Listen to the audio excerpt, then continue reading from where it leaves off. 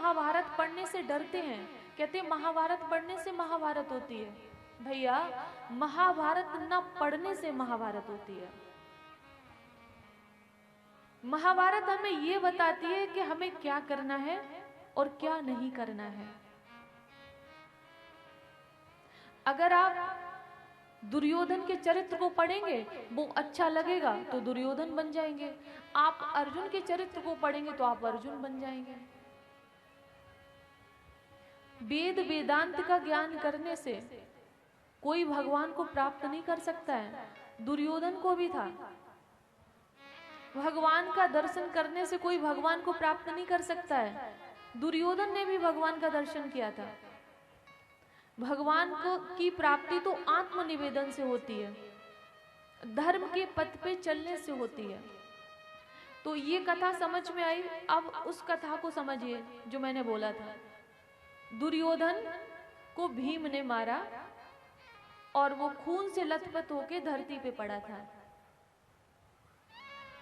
तो अश्वत्थामा आया और अश्वत्थामा ने दुर्योधन से कहा कि भाई, आपका वैभव, आपका ऐश्वर्य देखा, लाखों लोगों का कारवां आपके साथ चलता था, लाखों लोगों की भीड़ आपके साथ थी, प्रजा में आपका सम्मान था, और आज वो राजा जमीन पे पड़ा है, रक्त से सना हुआ। अब इतने पर भी देखिए उसको ये भान नहीं हुआ कि मैंने कुछ गलत किया इसलिए मेरी ये हालत हुई। अगर गलती मान लेता शायद उस समय भी भगवान उसका उद्धार कर देते। नहीं, उसने कहा कि जो हुआ सो हुआ, लेकिन मेरे जीवन का एक सबसे बड़ा दुख रहा और आज भी है। क्या? कि पांडव 5 भाई थे, उन 5 में एक भी नहीं मरा है, और हम कौरव 100 भाई थे और हम भाइयों में आज एक भी नहीं बचा है। तो अश्वत्थामा ने कहा कि आप अगर मुझे अपना माने, मुझ पर विश्वास करें, तो मेरा इस रणभूमि में तिलक कर दीजिए और मुझे सेनापति मान लीजिए। मैं एक पांडव तो क्या 5 पांडवों को मार दूंगा। पांडव और कौरव आपस में भाई भाई थे, जैसे चाचा ताऊ के बेटे होते हैं ना, ऐसे थे। तो उसने सोचा कि शायद ये कार्य कर सकता है। तो उसने कहा ठीक है मित्र, मैंने तुमको अपना विश्वास भी किया, तुमको अपना माना, और तुम जाइए ये मेरा कार्य करके लाइए। उसी समय वो शिविर में जाता है जहां पर अर्जुन ठहरे हुए थे।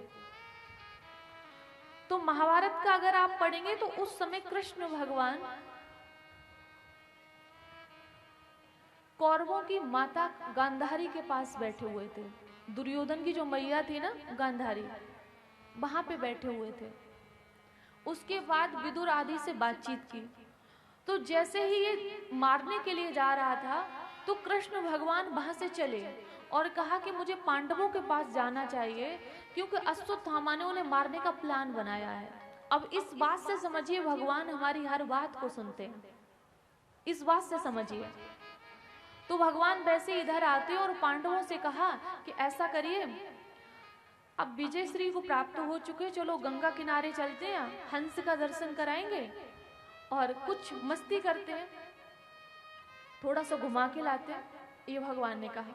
आज तो भाई खुशी का दिन है, क्योंकि तुमने युद्ध को जीत लिया, राज्य अब तुम्हें मिलेगा, जीत तुम्हारी हुई है। तो भगवान पांडवों को तो लेकर जाते हैं, और इधर क्या हुआ कि पांडवों की सैया पर पांडवों के 5 बेटे सोए हुए थे। अश्वत्थामा आया और उसने देखा नभारा, उसको लगा कि ये पांडव ही हैं, 5 बेटों की गर्दन काट दी, और 5 बेटों की गर्दन काट के सबके शीश इकट्ठे किए और दुर्योधन के पास में कुरुक्षेत्र में जाता है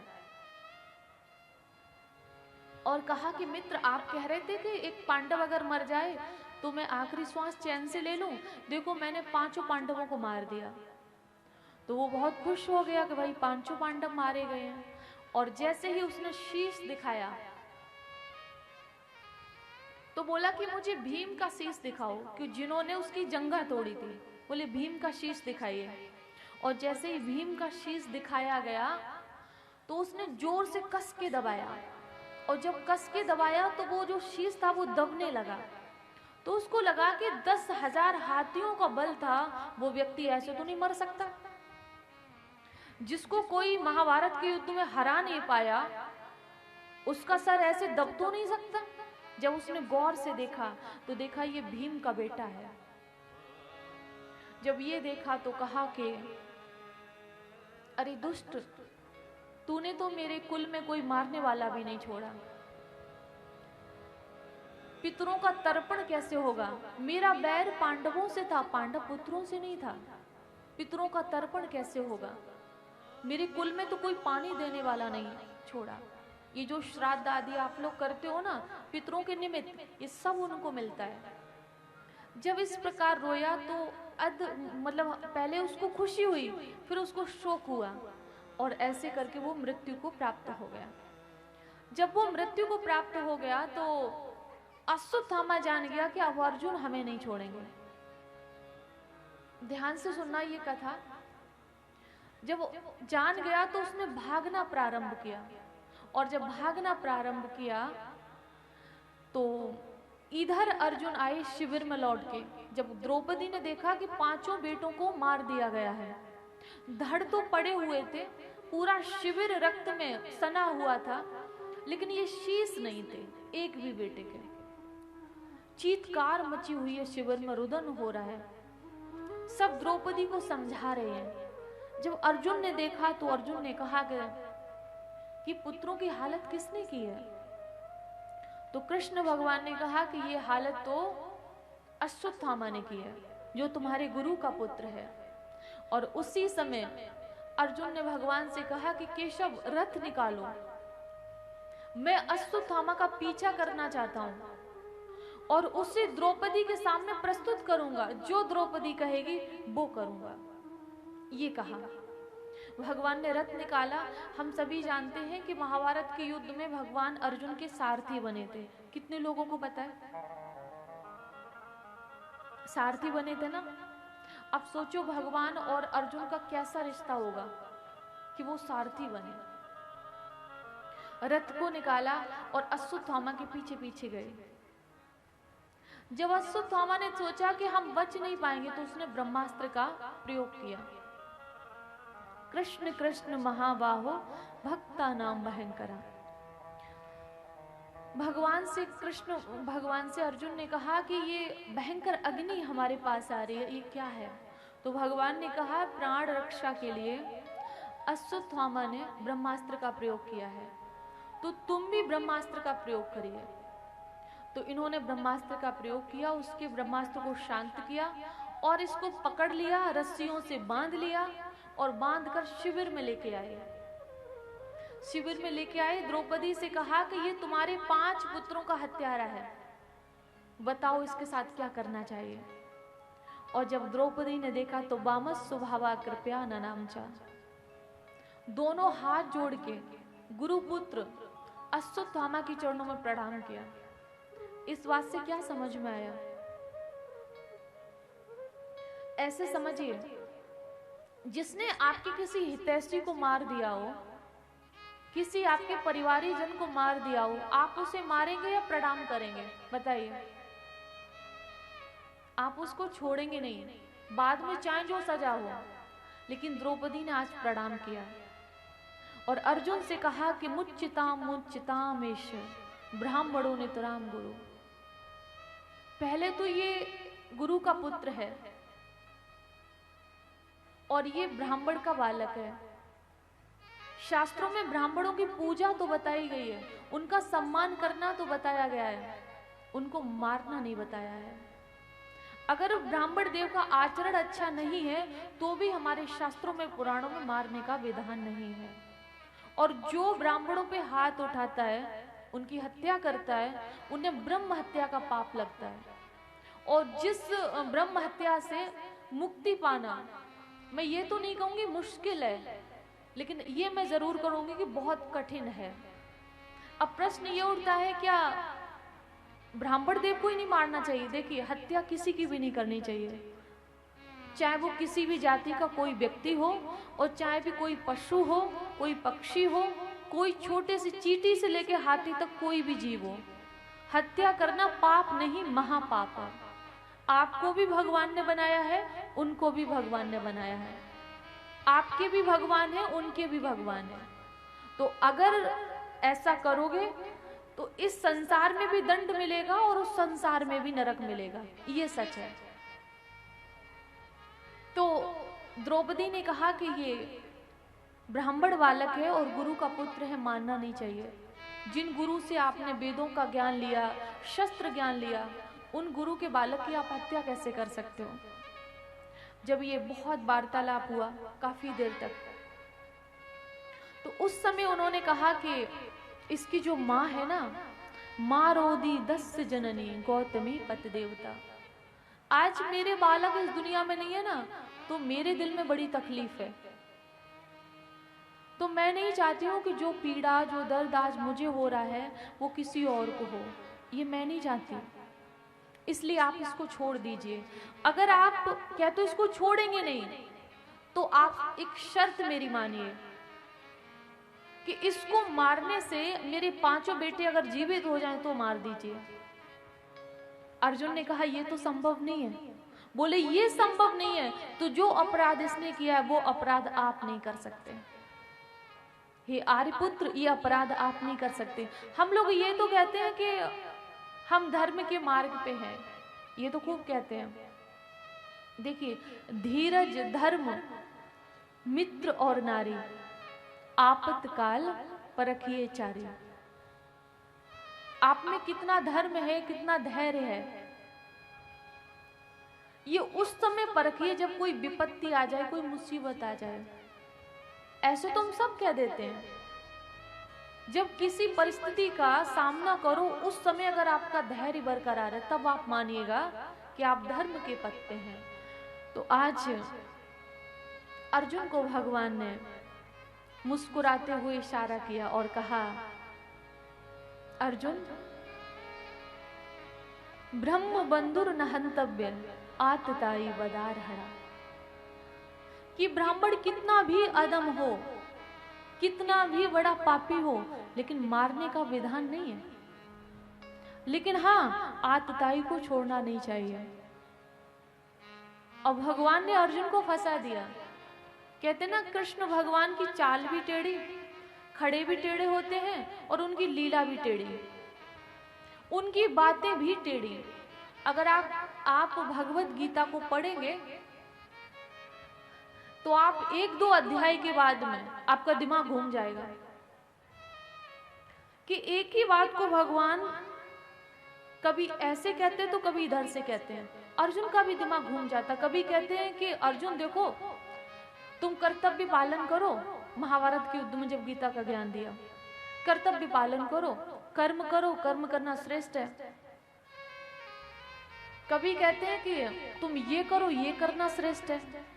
तो अर्जुन कहते हैं कि केशव, मुझे करना क्या चाहिए, पहले मुझे ये बता दो, पहले डिसाइड कर लो कि मेरे लिए क्या ठीक है। तो आपका दिमाग घूम जाएगा भगवान की बातों में। तो यहां भी भगवान ने घुमा दिया कि ब्राह्मण को मारना नहीं चाहिए और आतताई को छोड़ना नहीं चाहिए। अर्जुन सोच रहे क्या करें, क्या करें। अच्छा, आतताई किसे कहते हैं? कितने लोग जानना चाहते हैं? आतताई किसको कहते हैं? अग्निदो गर्दश्चैव शस्त्रपाणी धनापः क्षेत्रदारा हरश्चैव सडैते आततायन। देखिए, सबसे पहले ध्यान से सुनिएगा, जो किसी के सामान में, किसी के घर में आग लगा देता है, वो कौन है? आतताई। इस शास्त्र की भाषा है आतताई। जो किसी को जहर दे के मार देता है, वो कौन है? आतताई। जो छोटी मोटी बातों पर ना शस्त्र उठाता है, झगड़ा करता है, वो आतताई की श्रेणी में आता है।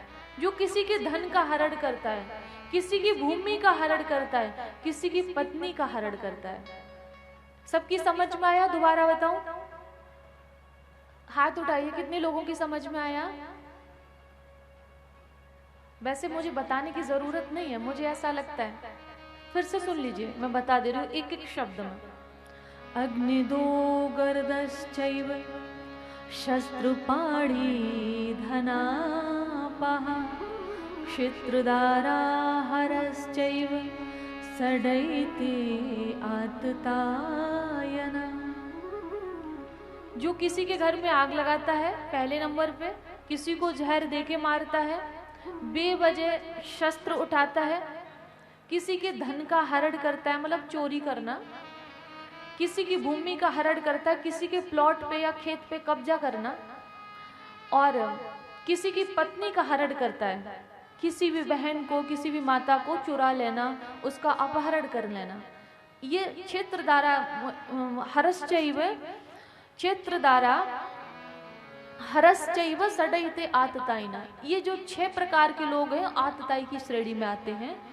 तो भगवान अर्जुन से कहते हैं कि इस तरह के स्वभाव के लोगों को अगर दंड दिया जाए, कानून की तरफ से दंड दिया जाए, और अगर कोई वरिष्ठ व्यक्ति है वो दंड दे सकता है। भाई हमारी सरकार कैसे चलती है, प्रदेश में, देश में, किसको अधिकार है दंड देने का? तो ऐसे लोगों को अगर दंड दिया जाए तो कोई पाप नहीं लगता है। तो यही बात अर्जुन को समझा रहे हैं। और इसने क्या किया था? कोई झगड़ा भी नहीं था, कोई बात भी नहीं थी, और द्रौपदी के 5 पुत्रों को मार दिया था। उसी समय इसको क्या किया कि छोड़ दिया गया। अर्जुन ने छोड़ दिया, इसके मस्तक से मणि निकाल ली और कुरूप बनाकर शिविर से धक्का मार के भगा दिया। और कृष्ण भगवान ने इसको श्राप दिया। वो क्या दिया कि 3000 वर्ष तक इस धरती पे तुम भ्रमण करोगे। ध्यान से सुनिएगा इस बात को। और ये जो मणि यहाँ पे लगी हुई थी, जो उसको जन्मजात मिली थी, तो ये मस्तक को चीरा था, किसी औजार से, हथियार से मणि को निकाल लिया गया था। वो मणि क्या थी कि उसको शक्ति प्रदान करती थी। उससे उसको नींद में कोई विघ्न नहीं था, भूख की कोई परवाह नहीं थी, बीमारी उसको लगती नहीं थी, और उससे उसको ताकत मिलती थी। तो वो मणि निकाल ली गई, उसको तेजहीन कर दिया गया। तो भगवान ने कहा कि इस धरती पे 3000 वर्ष तक तुम ऐसे ही डोलोगे, घूमोगे, गंदे स्थानों पे रहोगे, तुम्हारे पास कोई बैठना पसंद नहीं करेगा, क्योंकि जो तुम्हारे ये जख्म हुआ है ना, ये एक समय के बाद में गल जाएगा, सड़ जाएगा, जिससे दुर्गंध आएगी। तुम्हारे पास कोई बैठना पसंद नहीं करेगा, और इस दुर्गंध को तुम्हें बर्दाश्त करना पड़ेगा। ये भगवान ने उसको श्राप दिया। आपने थोड़ा बहुत सुना होगा ना, कहते हैं अश्वत्थामा आज भी जीवित है। ऐसा सुना होगा, मुझे पता है, सबने सुना होगा। तो ये श्राप देके उसको छोड़ दिया गया। देखिए, किसी व्यक्ति को मार दो तो थोड़ी देर के लिए उसे दुख होता, प्राण त्यागे क्षणम दुक्कम और मान भंगे पुनः पुनः। अगर किसी को अपमान करके छोड़ दो ना, तो वो जब जब अपने आप को आईने में देखता है ना, उससे अपने किए हुए कर्म याद आते हैं। मान लो किसी का कहीं कहीं ऐसे कानून है ना, तो कोई गलत करता है तो उसका हाथ काट दिया जाता है, पैर काट दिया जाता है, और उसको छोड़ दिया जाता है। कहीं कहीं देश में ऐसे कानून है। तो वो जब जब अपना हाथ देखेगा, अपना पैर देखेगा, तो उसको याद आएगा ना। ऐसे ही इसको अपमान कर दिया गया और इसकी मणि को निकाल लिया गया। तो भगवान ने कहा कि जब जब अपने को देखेगा, जब जब अपने आप को आईने के सामने लेकर जाएगा, तो इसको अपने किए हुए कर्म याद आएंगे। ऐसा करके निकाल दिया गया। उसके बाद में इधर क्या हुआ कि कहते हैं ना कि व्यक्ति अपना कभी स्वभाव नहीं छोड़ता है। इसने ब्रह्मास्त्र का प्रयोग किया और जो अभिमन्यु की पत्नी थी उत्तरा, उनके गर्भ पे छोड़ दिया, इससे कि जो बालक है इसके गर्भ में नष्ट हो जाए। उस बालक को भगवान ने पुनः जीवित किया और इसके बाद द्वारिका की ओर जाने लगे।